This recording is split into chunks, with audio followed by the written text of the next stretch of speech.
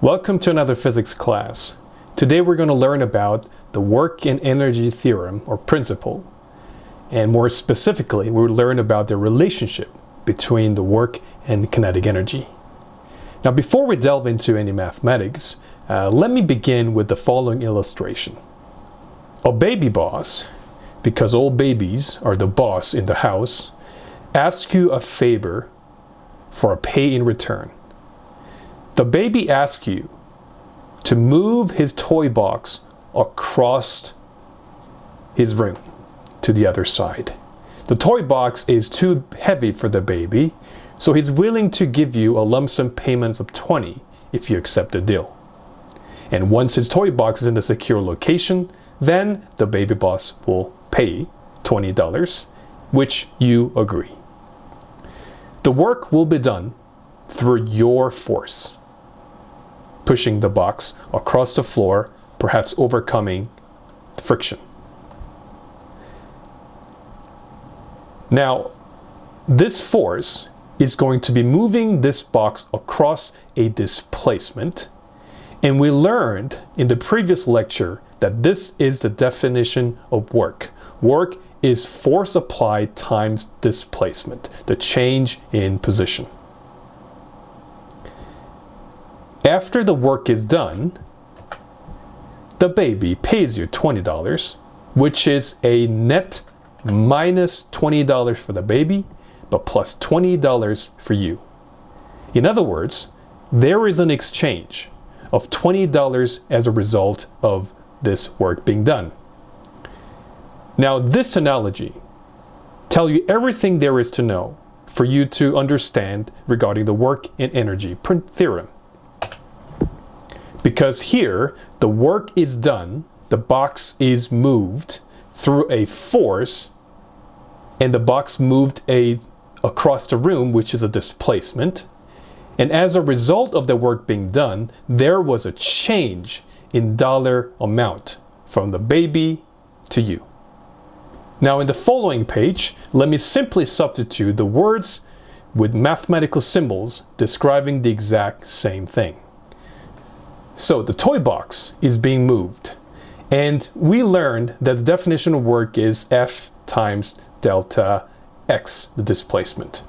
Now the left-hand side, of course, when there's more than one force present, we have to consider a net work, because each individual work involving a displacement will have a work done. So here, for example, you could have a force of F pushing the box, but you could also have a force of friction that is working against the direction of displacement. So in this particular case, in the case of a friction, we will have more than one work. And the net work is simply the work done by the force that you apply and the work done by the friction, and all the work, meaning all the individual forces here involved. So this equation is simply saying that my total work is equal to my total or net force times displacement for each of them. Now, of course, this F net is equal to ma, that is Newton's second law, that my net force is equal to ma. So I make here the substitution for that. Now, we learned from the kinematic equations that the kinematic equation number 3 has a form like this. And you notice here that acceleration time displacement is the same expression that is here. And then I could solve this for a times displacement, sending the initial velocity on the other side and dividing both sides by 2. I have this expression ready to make a substitution. Next, I make the substitution, which looks like this.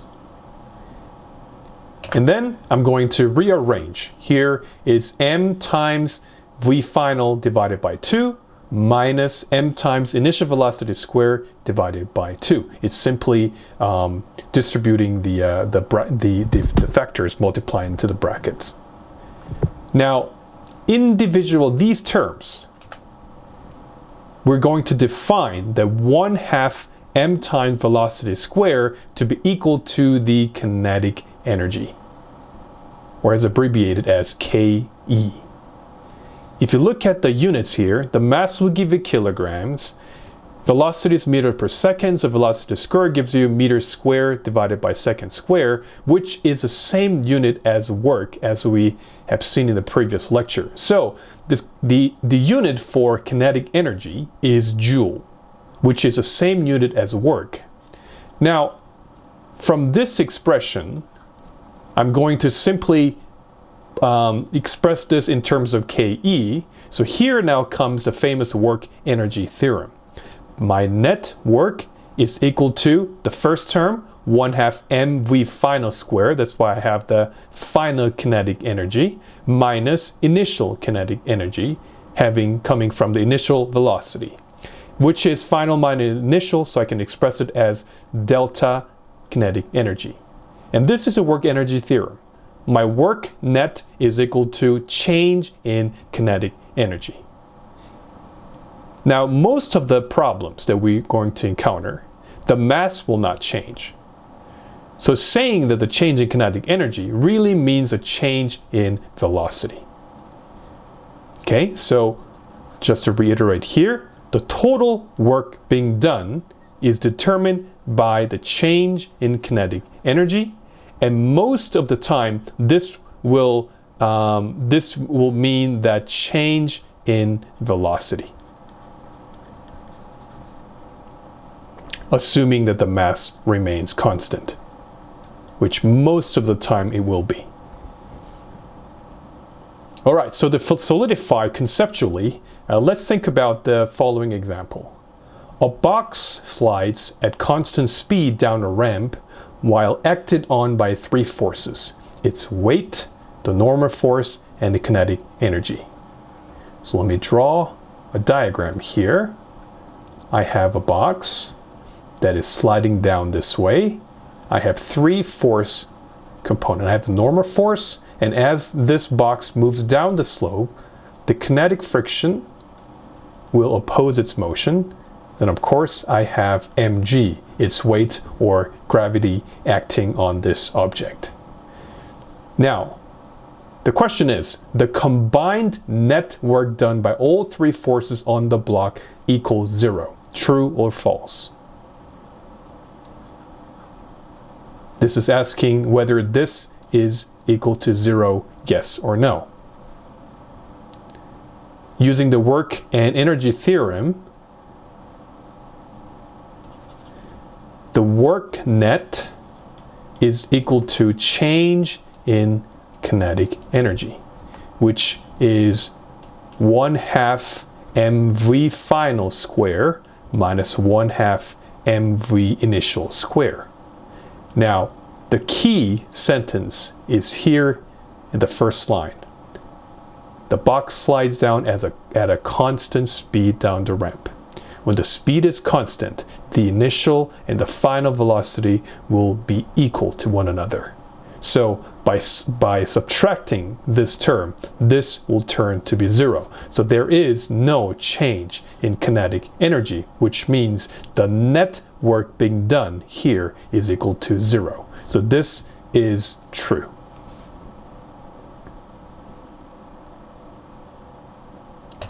To further solidify this, let's now take a look at this question, the same situation, but this time it is asking whether each force does 0 work on the block as it slides. So we have three forces acting on the box: normal force, force of gravity, which is weight, mg, and the kinetic friction force. Each of this has a potential to perform a work on this object. Now, it depends how their direction is related to the displacement direction. Here, obviously, the displacement direction is down the slope. As you can see, normal force, this would be the work done by the normal force. I have the normal force times the displacement. Doesn't matter what these numbers are because I know the angle between them is 90 degrees. And that will take care of it. as 0. Then, so the normal force acting on it is 0, but you notice here, for example, the work of friction, I have the friction force times delta x, and the angle between them is 180 degrees, which is -1. So I will have a non-zero number here. Same thing, the work done by gravity. I have the gravity here times delta x, but this time the angle here between them would be related to the sine of theta that is unknown. Now it doesn't matter because this won't be 0. This won't be 0. So also the work done by gravity and the work done by friction is non-zero, so this statement is false. Because it's asked, each force does 0 work on the block as it slides. No, only the net force does 0 work because the angle is perpendicular between the normal force and the displacement. It turns out, when the box is sliding down with a constant speed, these two terms must be equal in magnitude or opposite in sign. Hence, when I write my net work, which is work done by normal force plus work done by friction plus work done by gravity, why 3? Because we have 3 forces acting on this object. And here, the first term will be 0, and the second and third term will cancel out exactly. So this would be, this plus term would be 0, so that the net force being 0, so there is no change in kinetic energy. Now hopefully these examples gave you some more conceptual understanding. Let's now take a look at some real problem, to solve some problem to solidify our understanding. In this example, the driver of 1,000-kilogram car traveling on the interstate at 35 meters per second slams on his brakes to avoid hitting a second vehicle in front of him, which had come to rest because of the congestion ahead. After the brakes are applied, a constant kinetic friction force of magnitude 8,000 Newton acts on the car. Ignore air resistance. Part A. At what minimum distance should the brakes be applied to avoid a collision with the other vehicle? Now for this one, we could solve this in more than one ways. And I'm going to start with the method that you're probably more familiar with, using the kinetic equations and the Newton's laws. And then I will solve the same problem using only work and energy theorem. All right, so we are given the initial velocity, and we're given the mass, we're given the friction force all together. Now this means that I could use one of the kinematic equations, 2a and delta x. Here I know my final velocity will be 0, my initial is 35 square, but I do not know my acceleration nor my delta x. So if I know my acceleration, I can solve this equation to solve for delta x, which is the minimum distance required for the car to come to a full rest. How do I get the acceleration? Well, we learned from Newton's laws. We start by drawing a free body diagram.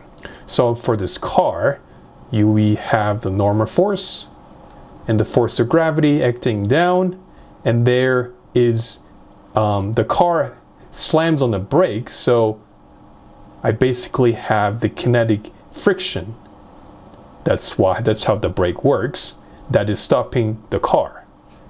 This means that my sum of forces in the x direction will mean negative force of friction that will cause my car to decelerate in this case. And here we're already given the number. It is 8,000 and the mass is 1,000. So I can get my acceleration this way. That is negative 8 meters per second square. Knowing this, I can now plug it in here to finish this calculation. That is 0 is equal to 35 square minus 2, 8, and delta x. And here I'm going to be solve for delta x, which is 35 squared divided by 16.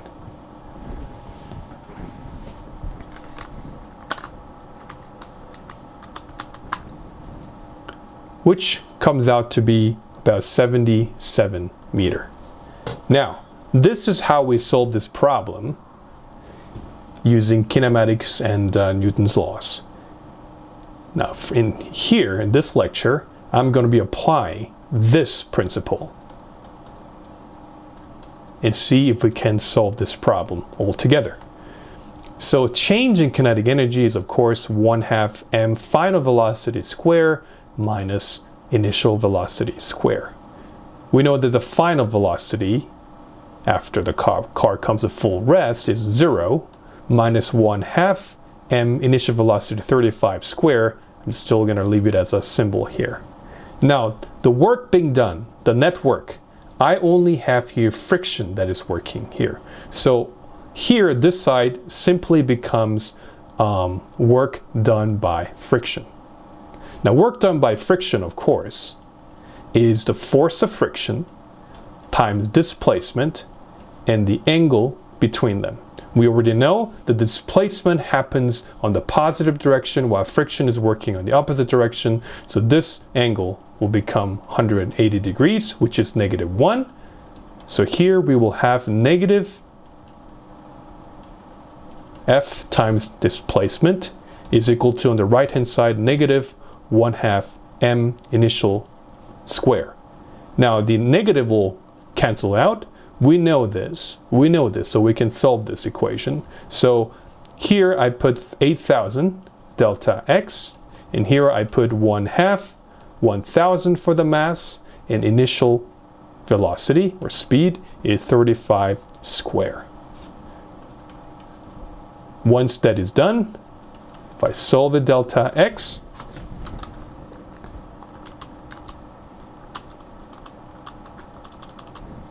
I will get the same number as above, 77 meters. So I've solved this in two different ways. And you can either use the kinematics, but after we can also use this powerful principle, theorem that we have just saw, the network being able to change in kinetic energy. This will allow us to have more tools to solve problems that may not be possible just using Newton's laws.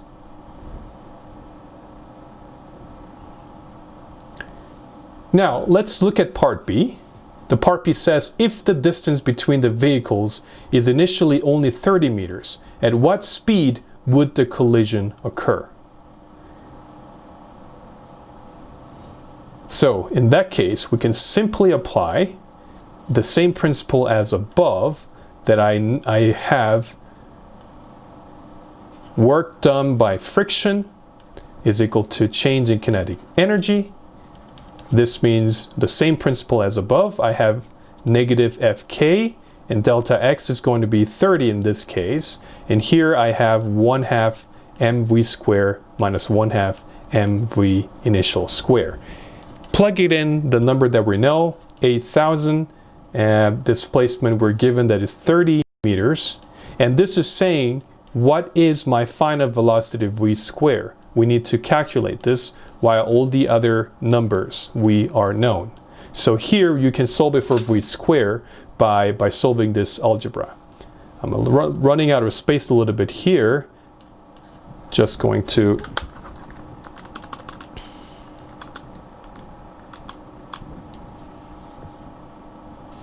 okay, so I will have one more, I'll show you one more step here. I will have this number on one side. And here I will have 1,000 v square minus 1,003.5 square, and we're solving for v square. I will leave the rest of the step for you because it's a just simple algebra from now on. But you get the point here that by knowing the final initial velocity, without even knowing the acceleration in this case, which I think is the key point, by using the kinematic work and energy principle, we can bypass knowing the acceleration of the car. And this sometimes is applicable because there will be situations where we may not have that information or cannot really get that information from using Newton's law. That's when the work energy principle will come in handy. Or sometimes it might be much quicker and easier just to use this theorem instead of going 2 steps with the kinematics and the Newton's laws.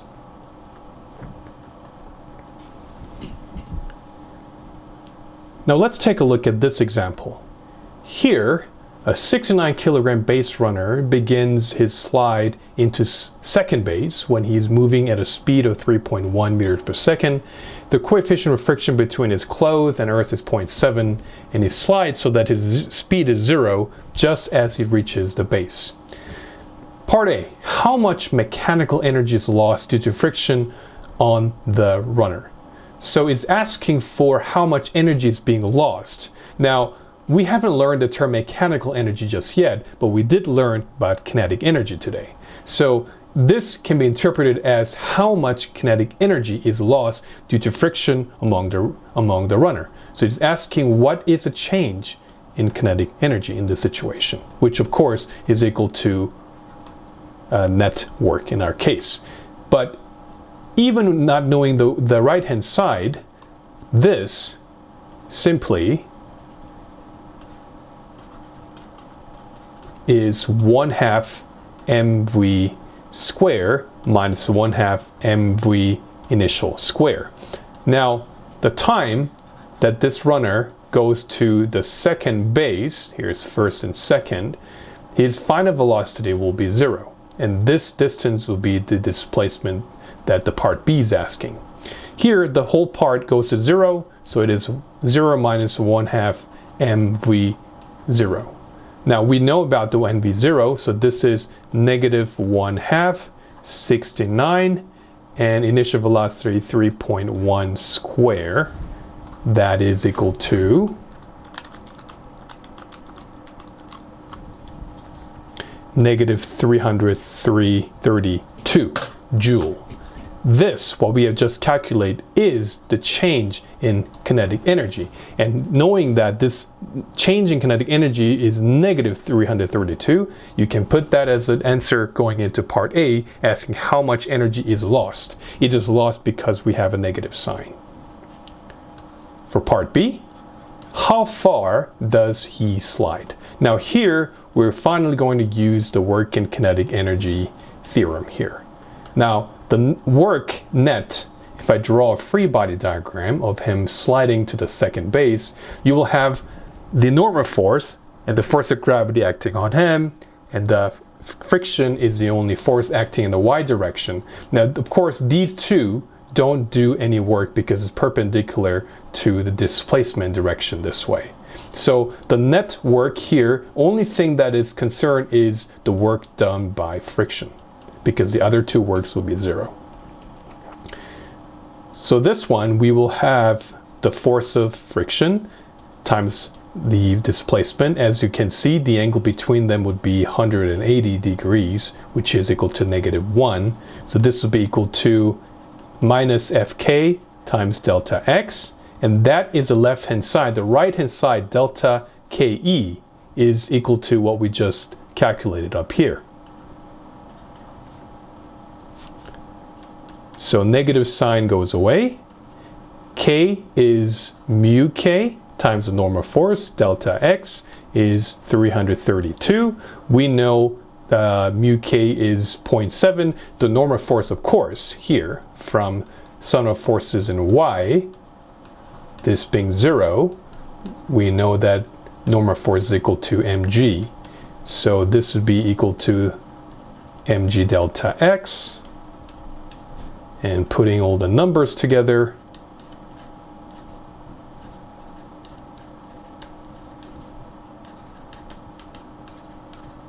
now we can solve for delta x in this case by putting the left-hand side going to the right-hand side. For our final example, let's take a look at this problem. A man pushing a crate of mass m of 92 kilogram at a speed of this encounters a rough horizontal surface of length 0.65 meters, as in the figure below. If the coefficient of kinetic friction between the crate and the rough surface is 0.35 and exerts a constant horizontal force of 281 Newton on the crate, part A, find the magnitude and direction of the net force on the crate while it is on the rough surface. So if I draw a free body diagram, I have the normal force and the force of gravity. This time the man is exerting a constant horizontal force.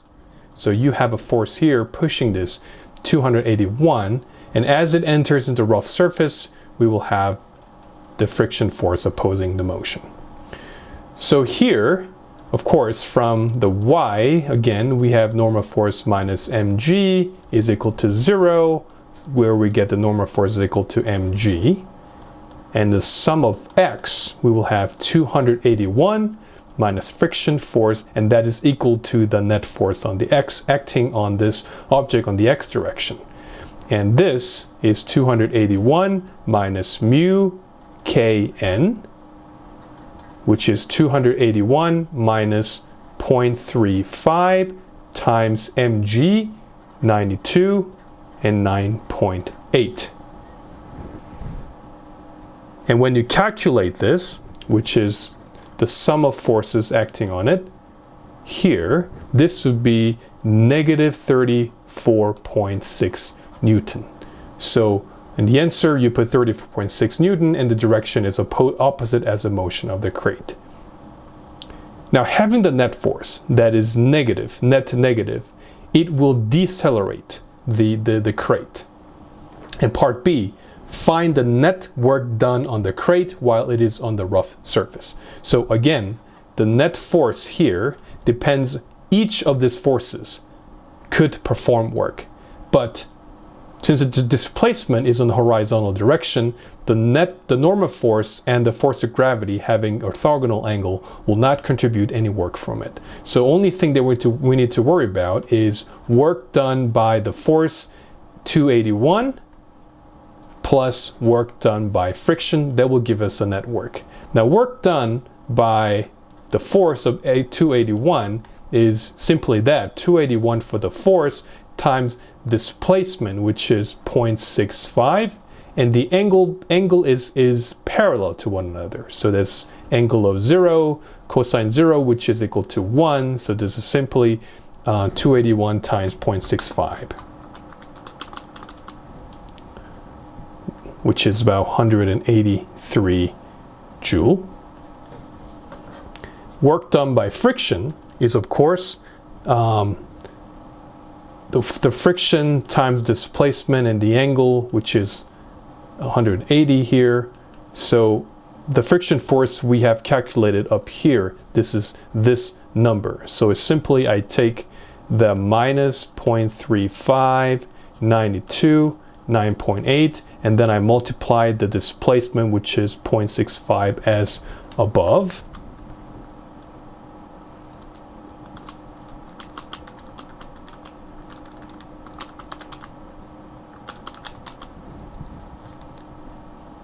Which is negative 205 joule.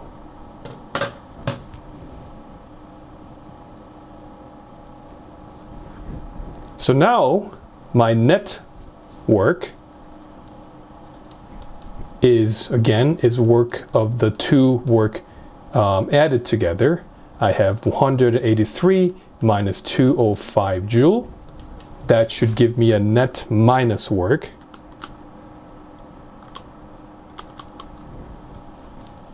of negative 22 joule. And that is equal to change in kinetic energy, working the work and energy principle, which is 1/2 mv squared minus 1/2 mv initial square. And that is equal to negative 22. Now, this hasn't come to a full rest yet, so we need to really plug this in, the numbers here. So here we will have 1/2 and then 92. V squared is what we need to find out, and then we have 1/2, 92. Initial velocity was 0.865 square, and that total is negative 22. So we have only one variable left to solve for. From this one, you can solve for V squared. So that's it for today. Hopefully that you have learned and have a better understanding about the work and energy principle. and I'll see you guys next time.